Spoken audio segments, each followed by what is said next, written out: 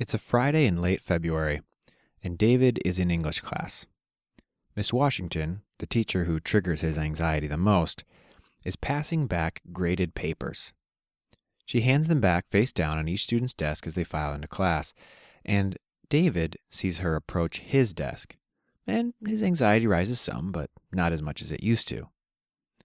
Then he looks up and meets her gaze, and suddenly, it's like his throat is on fire, and his heartbeat is smashing against his chest.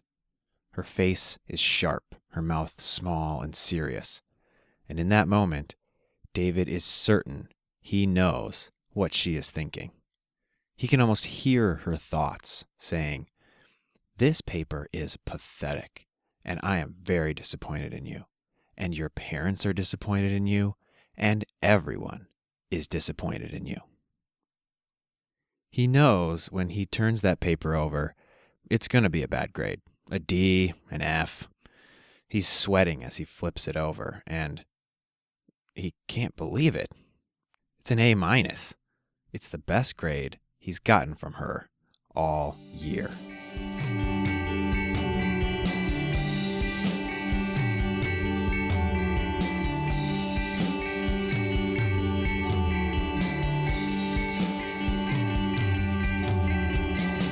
Hello, I'm Corey Bush, and you're listening to The Teen Mind, the show where we follow one teenager and his family and learn to change the way we understand our minds and the minds of the people closest to us.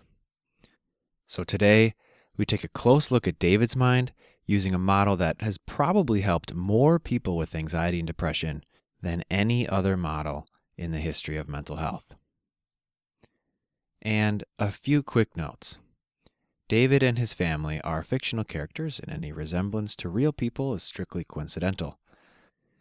So David feels relieved by this A-, but he also feels stupid and embarrassed. He was sure that this paper was a disaster. How could he have been so wrong? And as he thinks about it, he realizes just how ridiculous he was being. Why would he think that he could figure out his grade based on Miss Washington's facial expression? I mean, she made that face all the time. That's just how she looks. So by this time, David has practiced talking with anxiety enough that he just decides to ask it. Why did you get so worried just because she made that face? And a few seconds later, in his mind, he hears it reply. Because I don't want you to get rejected. And that face looks like rejection. Up until now, David hadn't been paying much attention to the thoughts brought on by his anxiety. Instead, he'd been focusing most on the feelings of it. The burning in his throat, the pounding in his chest, the vague sense of dread. But after this episode with Miss Washington, he decides again to just pay attention. So over the next few days, he carries a small notebook and records a tick mark every time his anxiety makes him think irrationally. And he is surprised by what he finds. He notices as he does this that his anxiety makes him think he can read minds. Not in like an ESP kind of way, but just in the way he did with Miss Washington.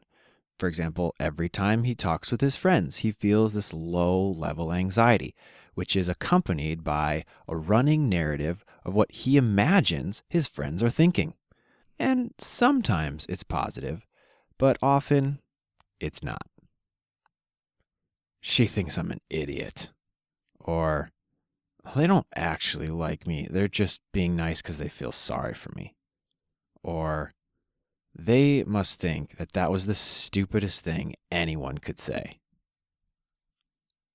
So he's keeping track of these mind-reading thoughts, and after several days, something starts to happen. He's noticing fewer tick marks each day.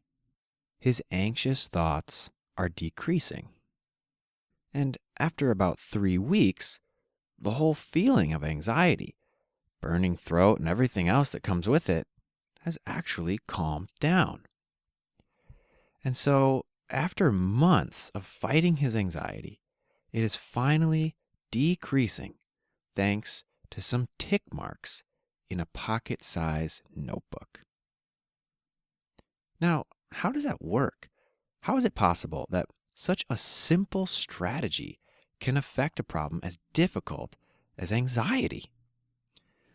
Well, to understand this, we need to talk about a concept from episode 2, the anxiety cycle. So think back to David's first anxiety attack when he got that C-. Let's take a close look at that again. It all started with his amygdala perceiving a dangerous situation, the C-, and starting up the fight or flight response, which he then felt in his body as a burning in his throat, an increase in his heart rate, and all those other fun feelings that come with anxiety. Then, a few seconds later, his automatic thoughts took over, saying things to him like, everyone is going to think you're a failure, and you'll probably never be loved again. And remember, the thing about these thoughts is that they are so powerful that his amygdala believes that he is in real danger, and it triggers David's fight or flight response again, just based on the thoughts themselves, starting the whole process over again. So if it weren't for these automatic thoughts whispering apocalyptic things into his mind, like, no one is ever going to love you again, then there would be no cycle, and the anxiety would just end after an hour or so. And this idea of breaking the cycle of anxiety by interrupting automatic thoughts, that is the strategy of the model we're focusing on today. Cognitive Behavioral Therapy, or CBT. Now, if you know anything about modern psychotherapy, it's probably CBT. It is one of the most widely used models of therapy, and it is very effective at treating lots of mental health problems like anxiety and depression. And to understand CBT, we need to first take a close look at those automatic thoughts themselves. And all of us have experienced them. They are negative and extreme. But there's more to it than that. Another thing that makes automatic thoughts different is that they are untrue.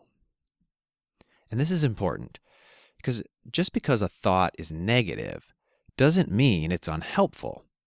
For example, one thought David has around this time is, my friends hate it when I don't answer their calls and texts. Well, yeah, that thought is negative, but if he's gotten that feedback from his friends, then it's probably an accurate thought and it's probably helpful. It's not an automatic thought. But then his next thought is, my friends all hate me, think I'm a jerk. They probably just hang out with me out of pity. Well, that's a different story, because that is not at all true. That is an automatic thought. And right here, I want to talk about how teenage brains are especially susceptible to these types of automatic thoughts, where they mistakenly imagine someone is having mean, nasty thoughts about them. So for the first time in their lives, teenagers really care about what other people are thinking. And so they're constantly trying to interpret body language and facial expressions and try to decipher others' thoughts. The only problem is that their brains just aren't very good at this yet. Our ability to take another person's perspective, to imagine how other people see the world, isn't fully developed until the end of adolescence. And as far as our brain is concerned, adolescence doesn't end until we're 25 years old. So when David thinks he knows what Miss Washington is thinking, but is so dead wrong, a big reason for this is just that he's not very good at that skill yet. So we talked about one of the characteristics of automatic thoughts is that they are untrue. And we now know that teenagers are especially susceptible to untrue beliefs about other people's thoughts. But the reason that automatic thoughts are so powerful is because we believe them. When David's thoughts tell him that everyone thinks he's a failure, then in that moment, he believes that that is the truth. And think about this. If it really were the truth, if everyone actually did believe that he was a complete failure, well, then that really would be a terrible thing. And an anxiety attack in that moment would be a perfectly reasonable, probably helpful response.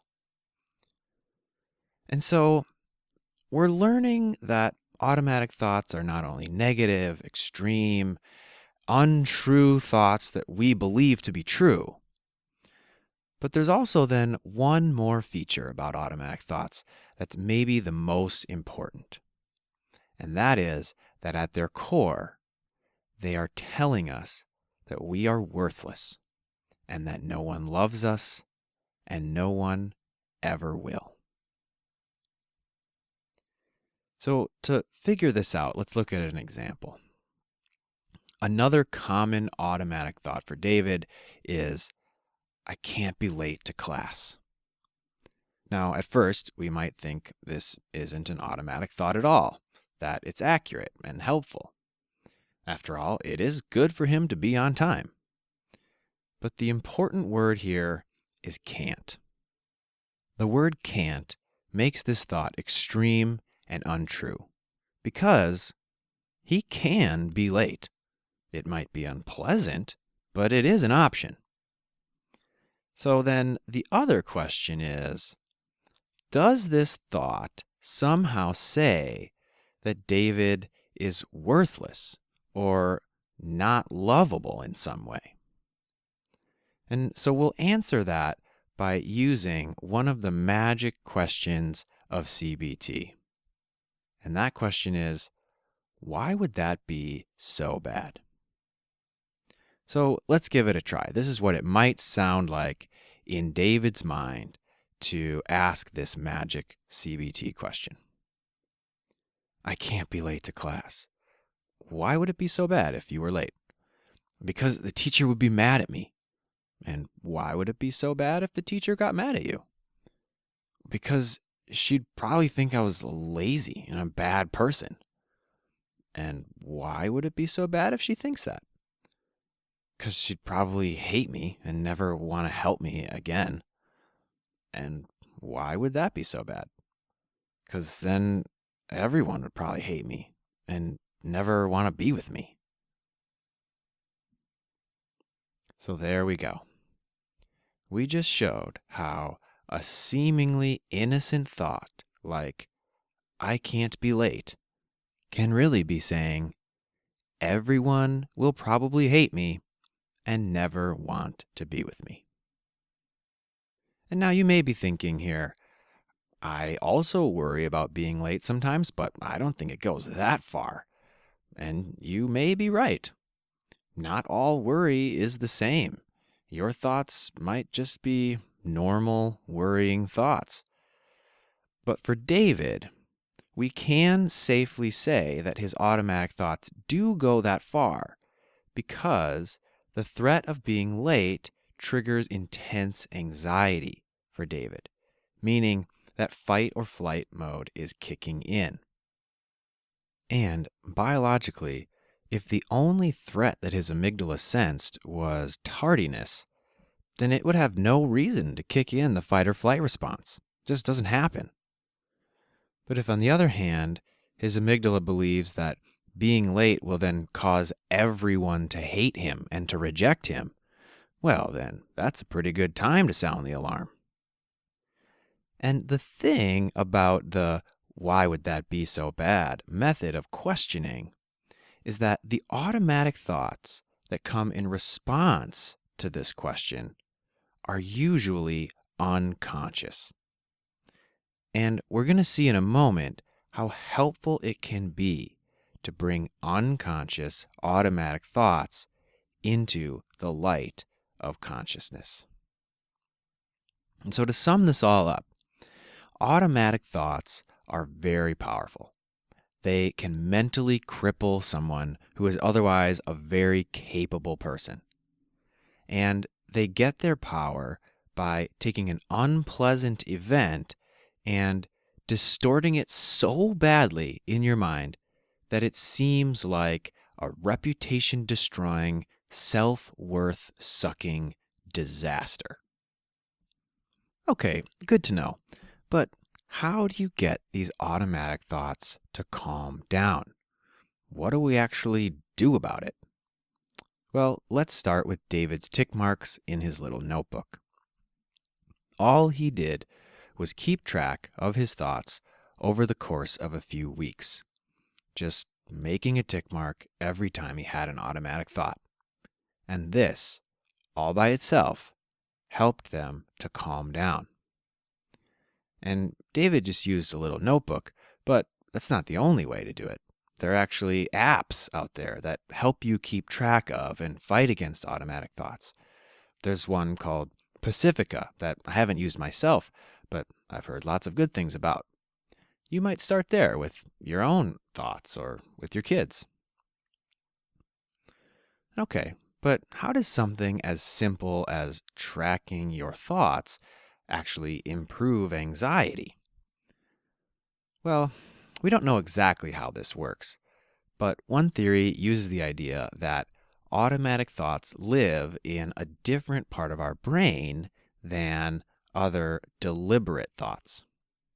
Automatic thoughts are in a category we'll call fast thoughts, which is the same category as the thoughts required to tie your shoe or to find the answer to 2 + 2.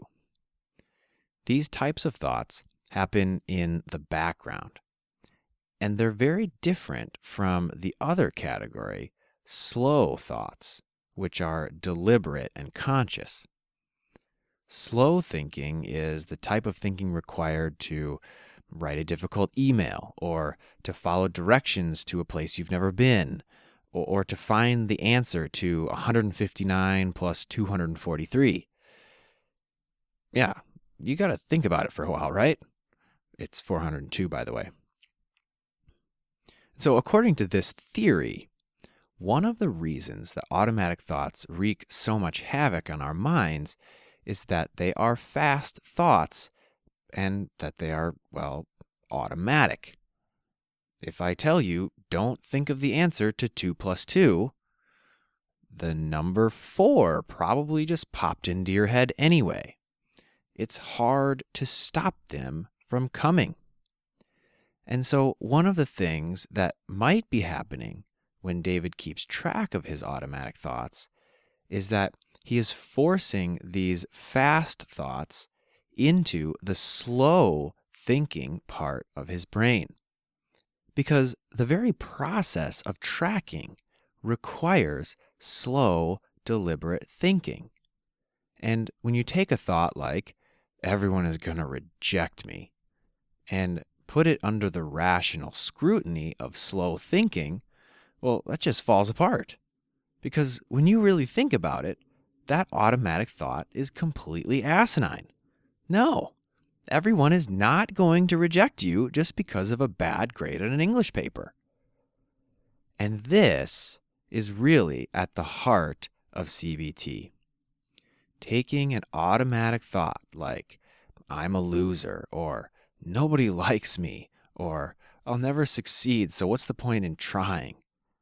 And subjecting those thoughts to the scrutiny of slow, deliberate reason. Now, it's really important to know that if you do this once or twice, it's not going to magically cure you or your child's anxiety. Instead, it's more like training for your brain. Think about potty training a puppy. You don't expect the puppy to learn when and where to pee after just 2 or 3 tries. It takes a lot of repetition to train that puppy. Well, the same thing goes for your automatic thoughts. it doesn't work to do it just once or twice, which is why it took David 3 weeks to see any real results. Changing patterns of thoughts and behavior takes time. There are no shortcuts. Believe me, I wish there were. And so David is feeling better, but his anxiety is still pretty strong. And he'd like it to calm down even more, and tracking the automatic thoughts can really only do so much. And so he sees his counselor, who walks him through the process of arguing against his automatic thoughts. Remember, anxiety is a cycle, and automatic thoughts play a crucial role in maintaining that cycle. And if you disrupt the automatic thoughts, then the cycle breaks down and the anxiety will begin to fade. And by the way, this works for depression too, and a bunch of other mental health problems. And so this is what it looks like for David to argue against his automatic thoughts. His counselor gives him a worksheet that has 3 columns. In the first column, he writes down his automatic thought. Mrs. Washington thinks I'm a lazy failure. In the second column, he writes down the category or the type of automatic thought. And now, we didn't get to actually talk about this here, but just know that there are different categories of automatic thoughts, or cognitive distortions, as they're also called. And the category that David's thoughts fall into in this case is jumping to conclusions. And so then finally, in the last column, that third column, goes the rational, slow-thinking response to the automatic thought, which in David's case is, there is no reason for her to think you're a lazy failure. Sure, you've made some mistakes, but you turn in your work, you try hard. I mean, it's just not true. And as he continues to notice automatic thoughts, he writes them down using this 3-column method. Again, doing this once is not going to make much of a difference for him. But after a few weeks of regularly noticing and arguing against his automatic thoughts, they will gradually be pushed into the slow thinking part of his brain, making them more rational, less extreme, and therefore helping his anxiety to calm down. And now, the other cool thing about this method is that it's easy for David's parents to be involved. I mean, asking your son to talk about a worksheet is much easier than asking him to talk about his anxiety. And so finally, I just want to say that this episode is meant to give you an understanding of CBT and its general philosophy. It is not a how-to guide on how to do CBT with yourself or your child. For links to resources that can help with this, go to theteenmind.com. And so that's it for today. Next time on The Teen Mind, there is an untapped force that has the potential to make a huge impact on the anxiety of millions of Americans. We'll learn what that force is and how it can help you and your family. See you in 2 weeks.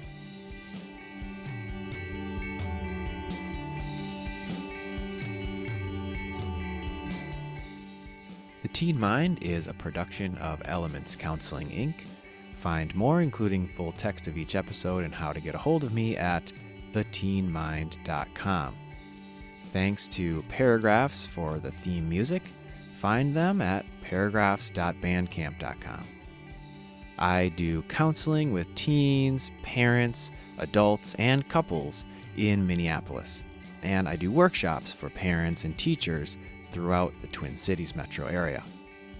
If you have questions or comments about the show, or about how to work with me, email Corey at elementscounseling.com. elementscounselingnm.com.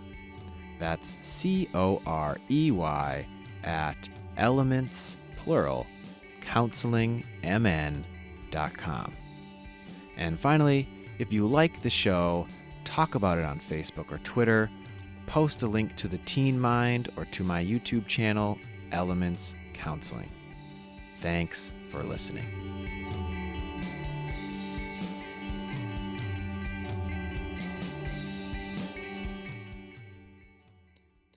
And one last little note. For those keeping score at home, I mentioned fast thoughts and slow thoughts. They are from Daniel Kahneman's book, Thinking Fast and Slow. And the labels he actually uses for them are called System 1 and System 2 thinking. Okay, now I'm really done.